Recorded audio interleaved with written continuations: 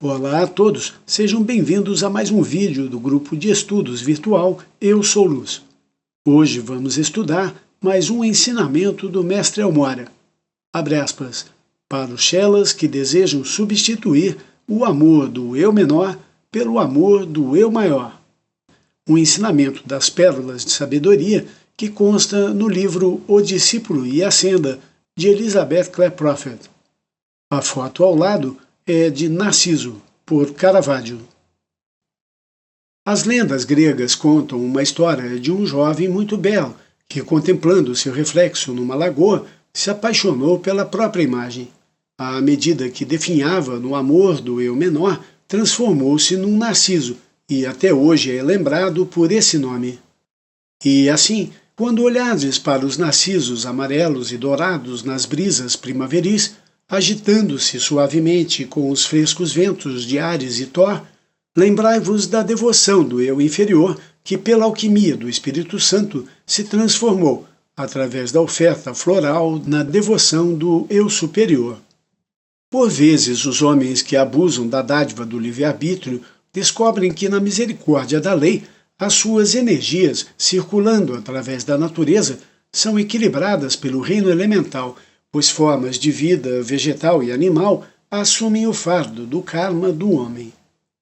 Assim, através dos fogos da transmutação e do sacrifício da evolução inferior em prol da superior, toda a vida evolui rumo a Deus em direção ao centro do ego divino, que acaba por deslocar todo o egocentrismo pela compreensão da adoração da individualidade como o grande eu divino. A veneração do eu menor é ilegítima e a veneração do eu maior é legítima. Por isso, na evolução da humanidade, aqueles que se deixaram apegar à forma e à consciência da forma sempre descobriram que o seu amor é linear, seguindo a linha finita que tem princípio e fim.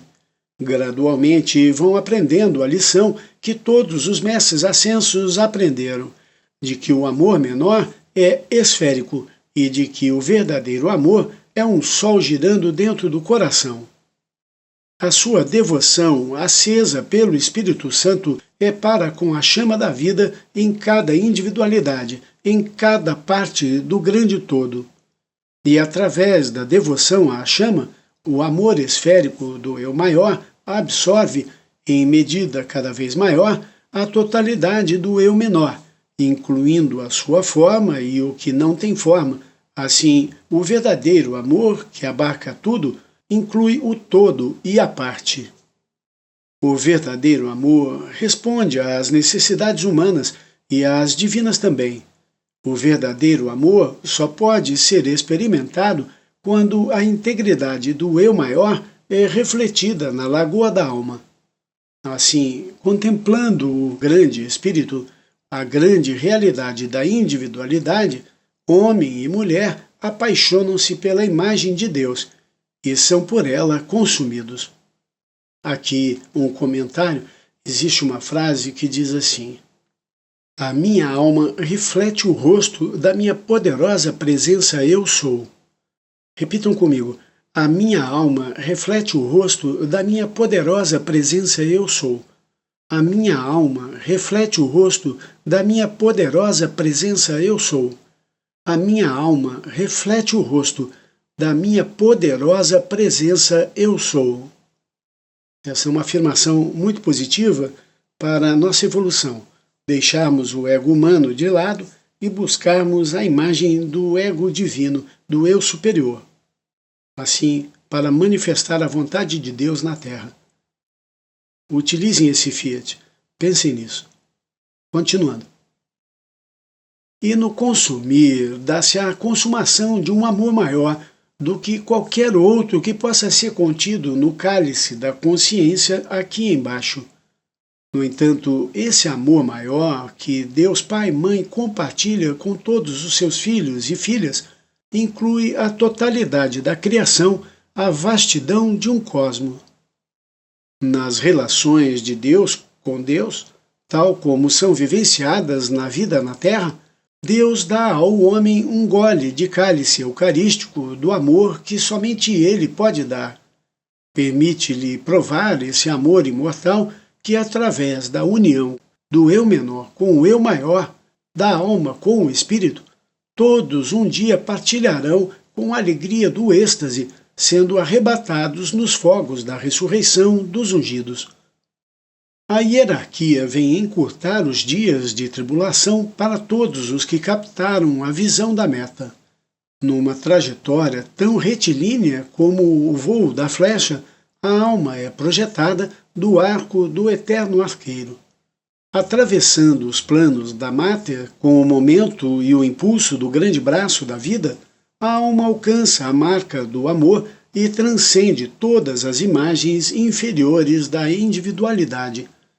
A flecha acerta no ponto zero do centro do ser.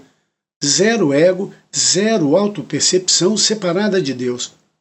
Aqui a individualidade é definida para sempre como uma flecha em chamas desejando tão ardentemente a imagem real que se torna um magneto atraindo as energias do grande Sol central, incluindo todas as virtudes e talentos que contam para a expansão da individualidade no Espírito Santo e como o Espírito Santo. Um comentário. Vejam a importância de nos mantermos firmes no primeiro mandamento, amar a Deus acima de tudo, até nos tornarmos um com Ele. Maravilhoso. Mantenham o foco no Senhor.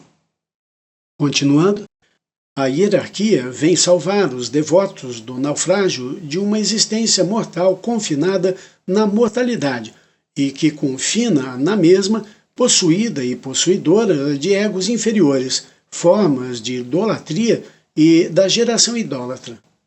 A hierarquia vem com um chamado aos discípulos de Cristo que queiram tornar-se pescadores de homens.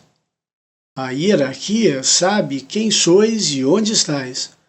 Tal como Jesus, caminhando à beira do mar da Galiléia, marcou Simão e André, que já tinham sido marcados pela lei interior do ser. Quando lançavam ao mar as suas redes, ele lhes disse, abre aspas, vinde após mim e eu vos farei pescadores de homens, fecha aspas. Assim também o hierarca da era de Aquário envia o chamado aos discípulos do ser flamejante da liberdade. E tal como estes, os que foram marcados pela lei na sua alma, largarão logo suas redes e segui-lo-ão, deixando amigos e inimigos para seguirem aquele que, dos grandes fogos do seu coração, trará toda a humanidade para a rede da consciência do Cristo cósmico.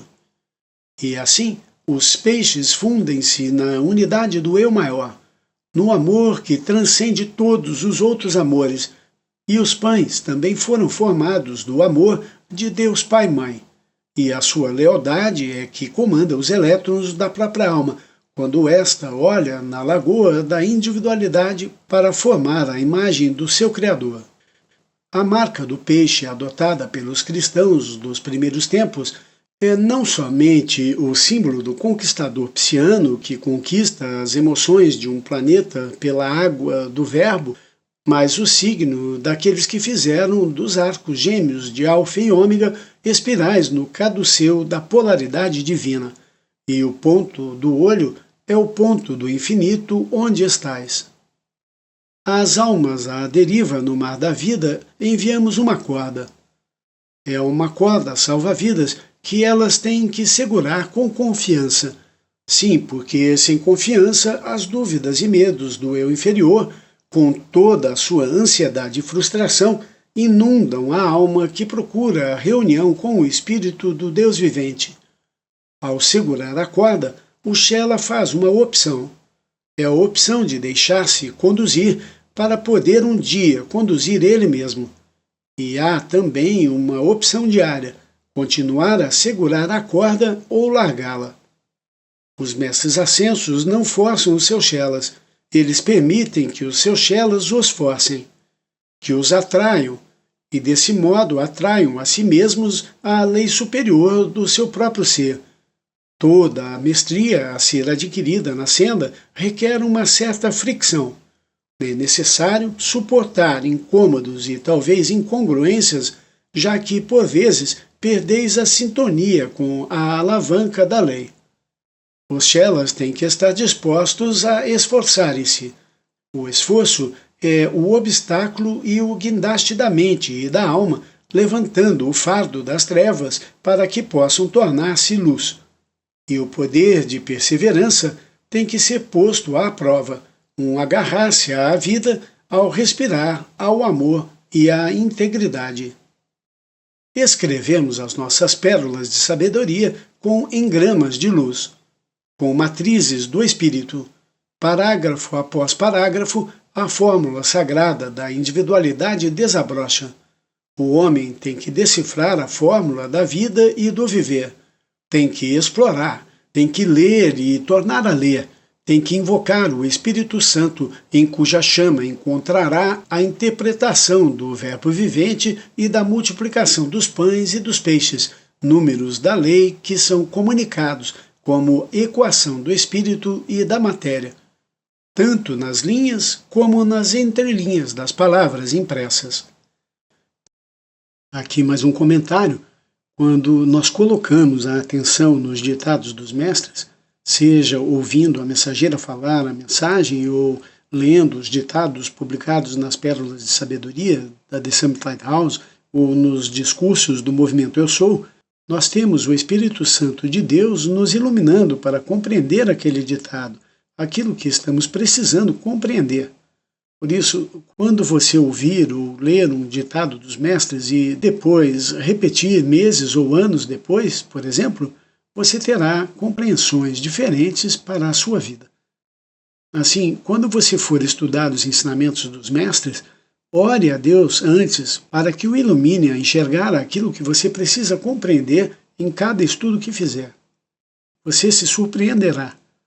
A mensagem que você vai tirar de uma pérola não é necessariamente a mesma que outro Shela vai obter do mesmo texto. Continuando. Não damos de comer aos nossos Shelas com uma colher. Esperamos que eles venham encontrar-nos pelo menos ao meio do caminho. O mingau está na colher. Que quem tem fome se incline para diante, pegue na colher e coma sozinho. Exigimos que a mente do Shela entre em conformidade com a mente de Deus. Por isso, os nossos métodos na apresentação da lei é por vezes usando os koan dos mestres Zen. Permitimos que o enigma da razão divina desafie a razão humana, que force a alma num novo plano, o plano da racionalidade do Logos eterno. Os nossos cursos de instrução não são apresentados como fórmula de sucesso instantâneo, tipo faça você mesmo. Não nos interessa fazer negócios nem ser populares junto à consciência das massas. Tampouco lisonjeamos o ego doente e moribundo que se agarra e arfa na agonia de um impulso derradeiro para fazer-se valer através do controle emocional e mental de outros egos. Não prometemos fazer pelos nossos Shelas aquilo que eles têm que fazer por si mesmos. Os sistemas que envolvem a manipulação de aspectos do ego e que aparecem aqui e ali em cursos de auto-hipnose, controle mental e purificação mecânica de padrões subconscientes ou dos registros do karma do passado, não são mais que ganchos psíquicos que aprisionam as almas de milhares de pessoas. Tudo isto não é senão a manipulação, como diz o grande diretor divino, dos que estão empenhados numa viagem do ego fora da chama viva. Deixai-os ter o seu dia, pois estão contados os dias da sua ambição. Os nossos textos contêm a fórmula sagrada, mas para que a fórmula se cristalize na mente do Shela, há um requisito. Esse requisito é a colaboração do Shela, o ingrediente anímico. O Shela tem que incorporar o momentum da sua própria chama divina individualizada. Os nossos ditados são destilações do Espírito. Tal como os muitos alimentos instantâneos expostos nas prateleiras dos supermercados, as nossas palavras são um concentrado. É preciso levá-las para casa e acrescentar água. A água é o verbo vivente que flui livremente da fonte da Mãe Divina. Por Deus, vós sois o verbo em encarnação. Temos que juntar insulto ao dano acrescentado à água em vosso lugar? Fazei vós a vossa mistura. Um comentário. Os chelas são pescadores. Nós lemos as entrelinhas e somamos os ensinamentos que encontramos sobre o mesmo assunto em vários e diferentes ditados dos mestres. Muitos ensinamentos são a soma de vários detalhes que lemos em diferentes pérolas de sabedoria durante anos e anos de estudo. Nesse momento sagrado, nós abrimos a boca com um grande "ah" e dizemos: nossa, agora eu compreendo aquele ensinamento. É um momento de luz maravilhoso. Por isso, tenha paciência consigo mesmo quando não compreender algo logo de imediato ao ler um livro ditado pelos mestres. Leia e releia se necessário e peça ao Espírito Santo que o ilumine. Continuando, pela alquimia do mestre e do Shela, pela fusão da individualidade em baixo como no alto, emerge da página impressa e da palavra falada uma definição de conceitos e a fórmula sagrada, que é única para cada indivíduo, embora ao mesmo tempo afirme a lei universal dos elementos. Esta interação ocorre cada vez que o Shela traz o fluxo da individualidade, da experiência adquirida à medida que avança no tempo e no espaço, para a instrução dos mestres ascensos. Assim, a associação do Shela com o mestre é única em cada caso. Sim, para cada indivíduo, há um momento especial na eternidade onde o tempo deixa de ser e o espaço é consumido. Estas experiências com os mestres ascensos ocorrem dia após dia aos que querem deixar para trás os padrões do eu menor e unirem-se à consciência solar do eu superior, ao estudarem as pérolas de sabedoria e as lições dos guardiães da chama, e ao meditarem sobre os ditados da hierarquia comunicados pelos nossos mensageiros Mark e Elizabeth Prophet. De vez em quando ouvimos o clamor do orgulho e intelecto que pega numa pérola de sabedoria e depois declara, por causa do desejo do ego de impressionar os seus pares, ou de justificar intelectualmente a sua rebeldia, abre aspas, não consigo aprender nada nas pérolas, fecha aspas. Ora, pobre traça, pergunto eu, o que é que esperavas? Vendo bem, não colocastes nada nelas. Cada pérola de sabedoria é uma chave à outra faceta da consciência do mestre. E se, como a traça, ousares aproximar-se da luz sem teres luz própria, serás consumido como ela. Se amais o mestre, impregnareis a pérola do vosso próprio momentum de devoção à lei e ao ensinamento. E isto, aliado às palavras da mensagem, fará descer a luz do corpo causal do mentor. Alguns tentarão ficar com o ensinamento sem darem de si mesmos. Esses mantêm uma percepção mental e uma atitude mental. Não têm o espírito, os seus cálices estão vazios. Nada tendo recebido, não tem nada para dar. A mesma lei é verdadeira quando ledes as escrituras sagradas do mundo, porque os verdadeiros mestres dos séculos nunca jogaram as suas pérolas descuidadamente. Revelaram uma parte do mistério através da palavra falada e outra através da palavra não falada, do seu exemplo. Para além disso, deixaram a lei interior do ser de cada um atuar para obrigar a alma a elevar-se ao nível da consciência crística. Aí, recebida pela presença do Eu Sou individual, ela recebe os dons do Espírito encerrados na matriz em palavras, que é decodificada agora pelo Eu Sou o que Eu Sou. Abre aspas. Pois em parte conhecemos e em parte profetizamos, mas quando vier o que é perfeito, então o que é, em parte, será aniquilado. Fecha aspas.